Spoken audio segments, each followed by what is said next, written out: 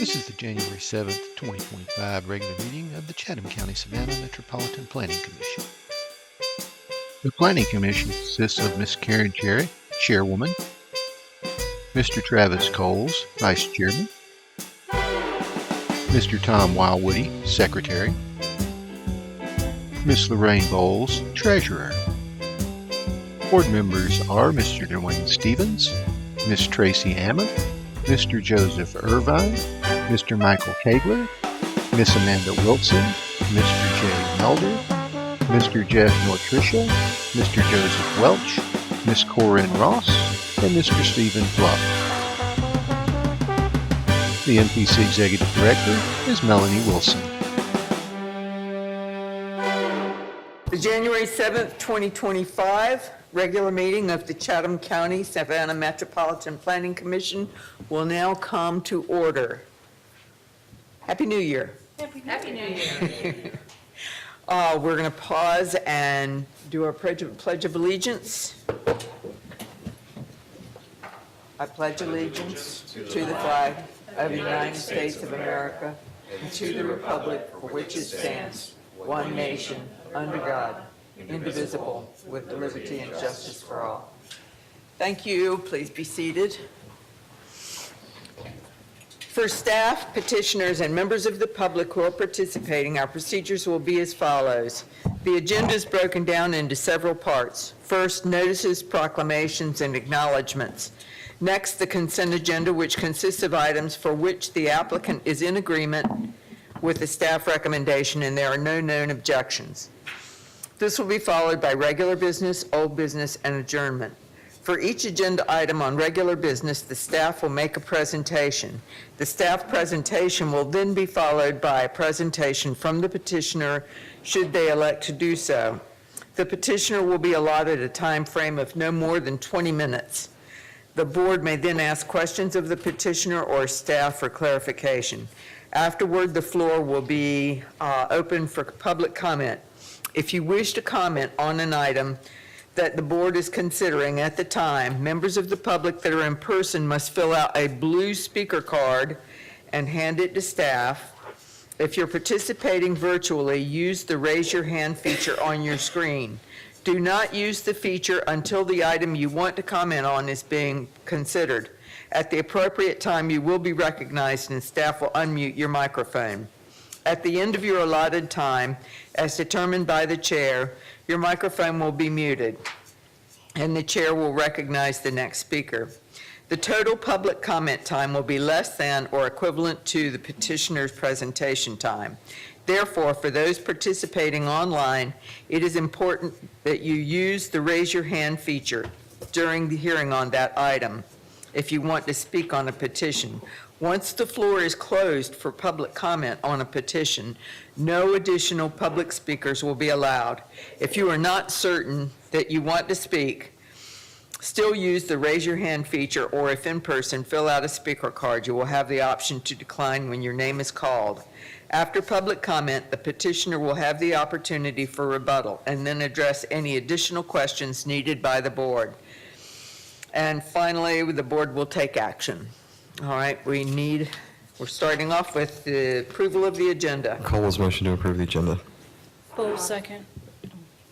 All in favor, voice vote? Aye. Any opposed? All right.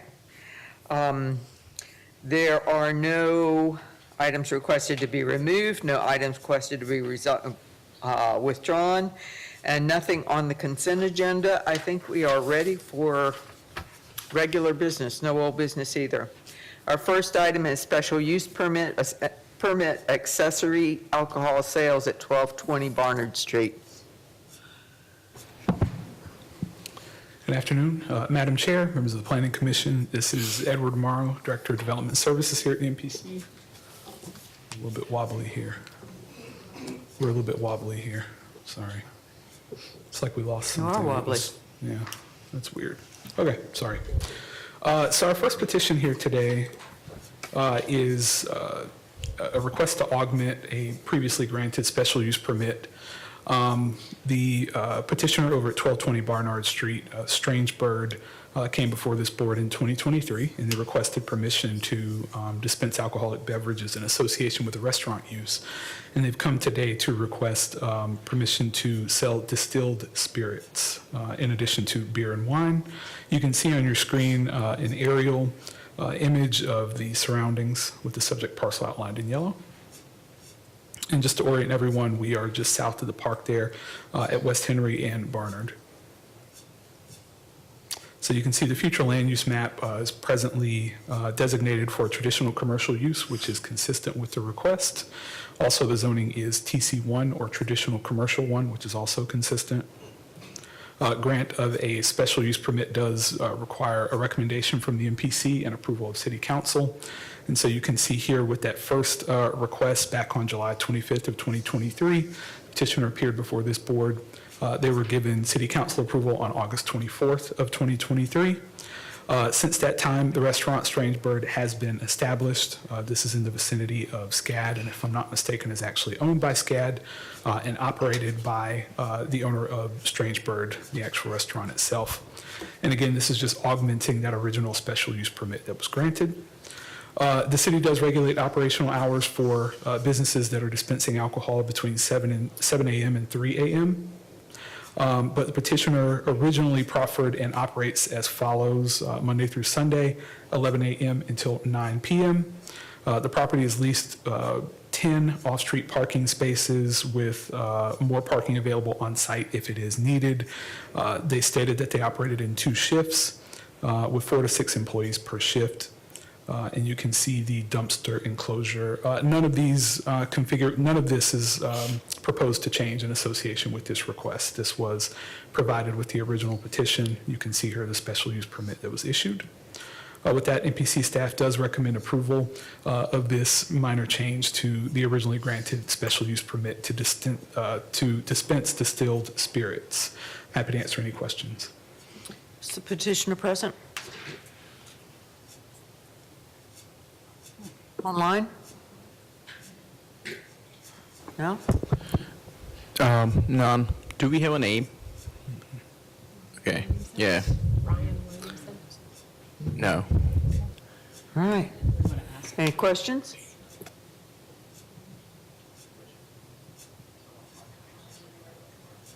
Motion? Oh, is there anybody here who'd like to speak on this issue? Cole's Okay. motion to approve staff's recommendation. Ross, second. All right, I have a motion and a second on the floor. Ms. Amick? Yes. Ms. Bowles? Yes. Mr. Coles? Yes. Mr. Milder? Yes. Ms. Wilson? Yes. Mr. Plunk? Yes. Ms. Ross? Yes. Mr. Stevens? Yes. All right. I'm going to say no. Motion passes. All right, our next item is a special use permit, accessory alcohol sales, 1104 East 36th Street. All right, Madam Chair, members of the board, Edward Morrow again. This is a second special use request, this time for an establishment at the intersection of Waters and Southeast 36th Street. Weird. And this is a request for accessory alcohol sales in association with proposed restaurant use. You can see an aerial view of the subject property on your screen. And just to orient everyone, we are in the Live Oak area. You can see Daffin Park just to the south there along Waters.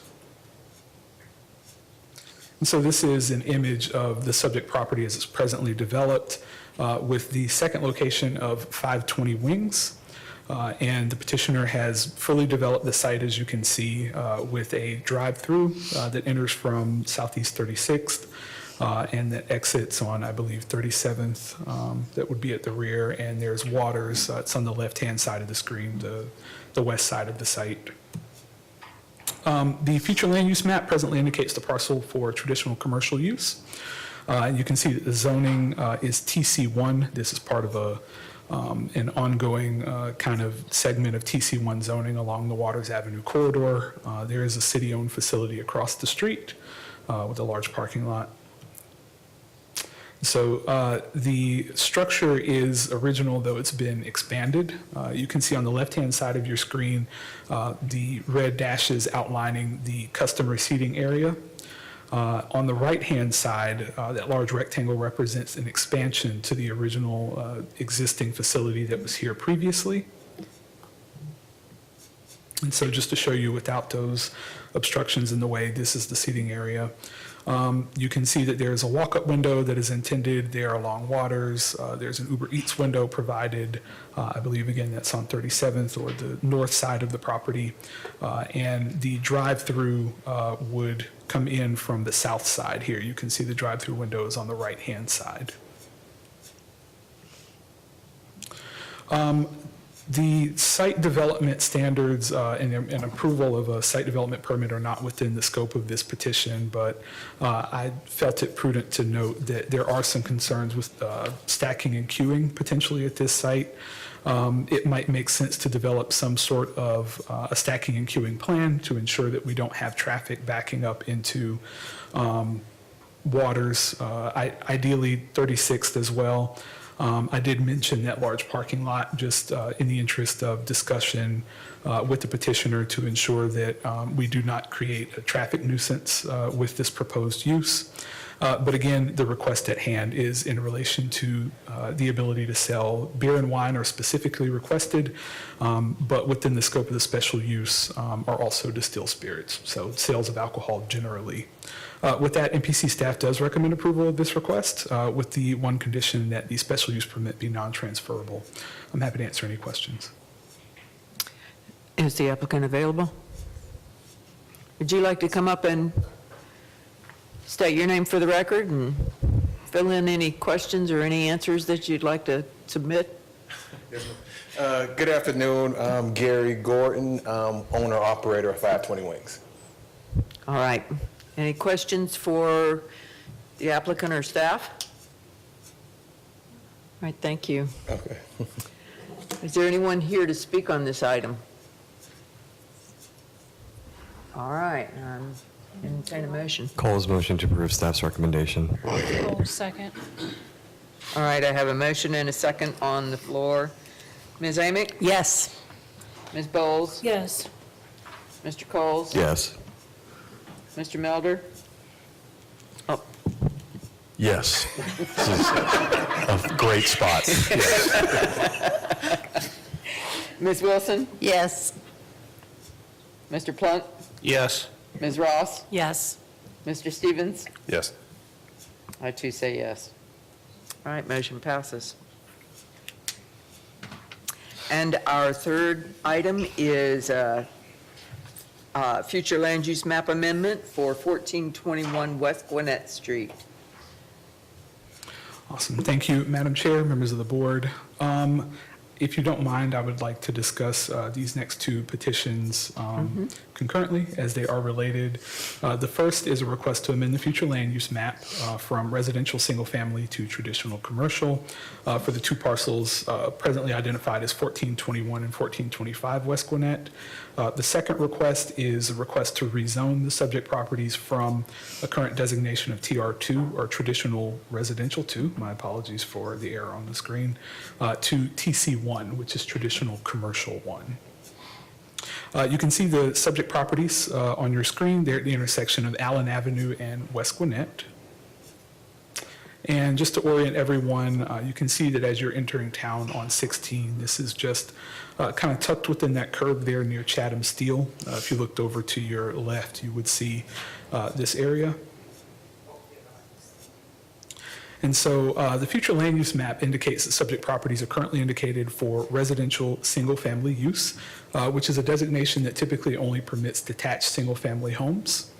The current zoning of the properties is TR2, and you can see that this site is in between parcels that are currently zoned neighborhood business and limited business. Neighborhood business being of a slightly higher intensity than limited business, and so this would make the connection, at least on the south side of Gwinnett Street, to make this traditional commercial, which is a similar framework, though kind of oriented a little bit differently toward pedestrian-friendly business uses as opposed to suburban ones. But we would still have that section there on the north side, which is zoned residential. So in looking at this, it's significant to note that we are within one of our, actually on the corner of one of our National Historic eligible districts. This map shows that there are a number of districts across the city that are historic in nature, and so these are, at the time that this map was made, indicative of neighborhoods that were at least 50 years old. And so now, obviously, I want to say this is 12 to 15 years old at this point. Carver Village is a listed historic district, and it is also a local conservation district. And so what that conservation status means is that any demolitions within those boundaries would require approval in order to kind of maintain the integrity of that historic district. And so this property is actually not within Carver Village, but you can see it's just there on the corner, and it is within the Carver Heights eligible district. So again, this is a neighborhood that was deemed to have sufficient integrity to potentially be listed as a National Register Historic District. It is not locally protected.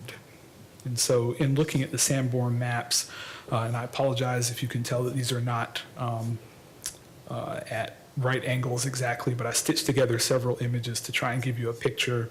At this time, you could see that there were non-residential uses that surrounded this particular parcel, even though there was a dwelling there at the time. Some of these structures remain from the late 40s and 50s. Each purple square indicates a use on the parcel that was non-residential in nature. Some of these have been converted for other uses. Others of them remain the use that they were at the time. And so you can see that this is within the company of other non-residential uses. In looking at the future land use map, the comprehensive plan indicates this area as urban transitional. And so in talking about this, we're talking about areas that are still kind of within proximity of town. We call them urban edge areas. And so they, while automobile oriented, do often demonstrate certain characteristics of walkability. Ideally, you would have things that are within walking distance of your home potentially.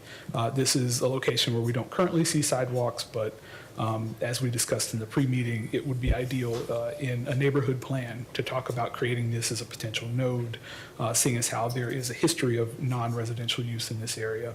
There are some uses that could fit very nicely and would be complementary. And we think that this is actually the beginning potentially of seeing some non-residential development that could be very beneficial for those residents close by. You can see, even though it is residential in nature, secondary uses in this district consist of those that are commercial, civic, and institutional, and many of those in the area presently are. This is a request to make this individual parcel, or these two parcels, traditional commercial, which again describes business areas in close proximity of downtown, and it includes commercial uses that should be compatible with the character and scale of adjacent neighborhoods. This is consistent with several other goals within Plan 2040, mostly related to improving the business environment of the area and creating spaces that could be accessible to new or small business owners. It's staff's understanding that the applicant also intends to permit the neighborhood to use the space potentially. And so we do believe that this is consistent with several Plan 2040 goals. On that basis, staff does recommend approval of the requested future land use map change for the two parcels. In looking at the zoning map, again, the present zoning designation is TR2 and the requested is traditional commercial. So this is the area with which we are orienting this particular site. You can see in-market arena in the area and several other potential sites that are likely to be redeveloped either for commercial or mixed-use purposes. This is a photo of the actual site in question. You can see the structure there in blue with two accessories that are a tan color. This is just to offer you another view. Again, the undeveloped portion here to the left is the portion that caused the delay in this hearing. And so Mr. Moore is now in the process of acquiring that and can proceed with the rezoning for the inclusion of this parcel with the proposed uses on the site. I have outlined here the uses that are proposed, and these consist of office uses, potentially food-oriented retail, general services, a catering establishment, personal services, or a restaurant. You can see that these are all permitted within the TC1 district, but it's a rather expansive set of uses that are permitted. And this may not necessarily be the appropriate context to open up this full envelope of uses, particularly at this time, seeing as how this does adjoin some residences. This is the proposed site plan. You can see that the existing building here is indicated, as well as the two accessories, and the recently acquired parcel would be used for some proposed parking and circulation for any future commercial uses. I'll also note that this is a conceptual site plan. This would still need to go through a site plan review, and it could potentially be modified so that it would meet all development requirements. There could also potentially be variances that would be requested.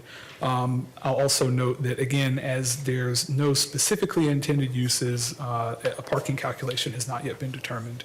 If it were deemed to require a parking variance, that's something that would potentially come back to this board. Just to offer you a view of the two the floor plans.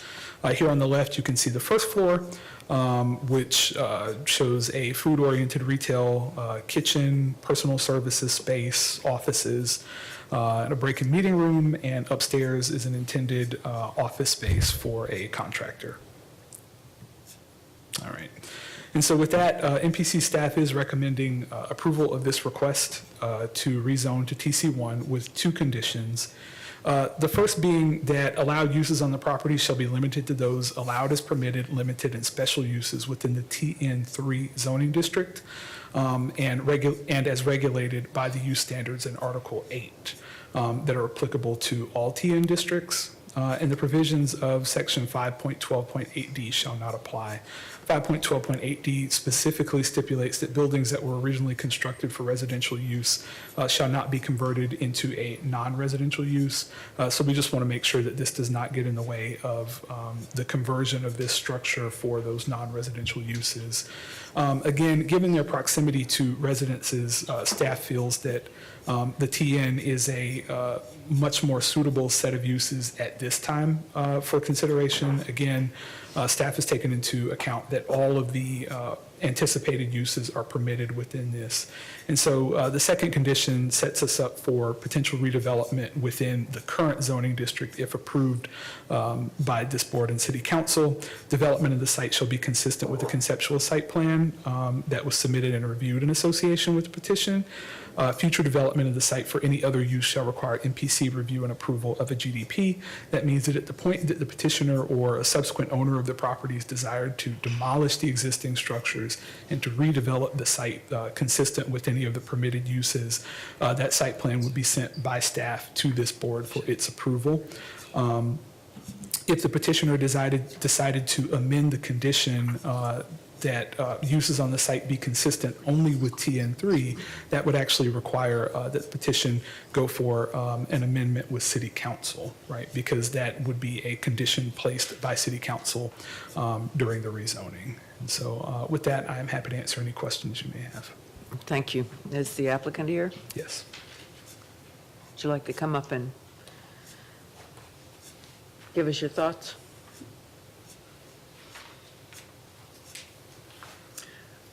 My name is Warden Moore, representing WJ Moore and JW Moore Properties, LLC.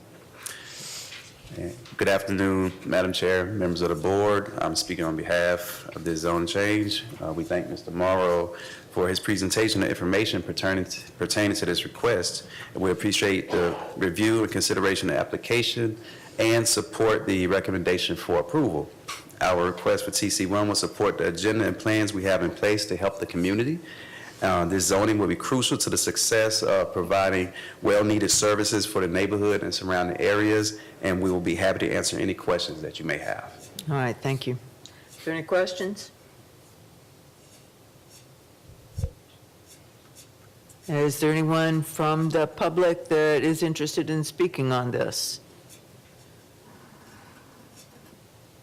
No one online? No, ma'am. All right, Cole's motion to approve staff's recommendation. Bowles, second. all right, I have a motion and a second on the floor. Thank And this is for the future land use map amendment. Ms. Amick? Yes. Ms. Bowles? Yes. Mr. Coles? Yes. Mr. Melder? Yes. Ms. Wilson? Yes. Mr. Plunk? Yes. Ms. Ross? Yes. Mr. Stevens? Yes. I too say yes. All right, motion passes. Now I entertain the motion on the map amendment. Motion to approve staff's recommendation for the map amendment. Ross, second. All right, I have a motion and a second. Ms. Amick? Yes. Ms. Bowles? Yes. Mr. Coles? Yes. Mr. Melder? Yes. Ms. Wilson? Yes. Mr. Plunk? Yes. Ms. Ross? Yes. Mr. Stevens? Yes. I too say yes. Motion passes. Did you want to introduce our New staff member. new staff member? Yes, I'd like to introduce our new budget analyst, Ms. Terrell Richardson-Smith. She started with us on last Thursday, and she's been doing a great job so far. We haven't run her off. Welcome. All right, I'll entertain a motion to adjourn. Cole's motion to adjourn. Bowles, Second? second. All in favor? Aye. Cool. Happy New Year, everybody.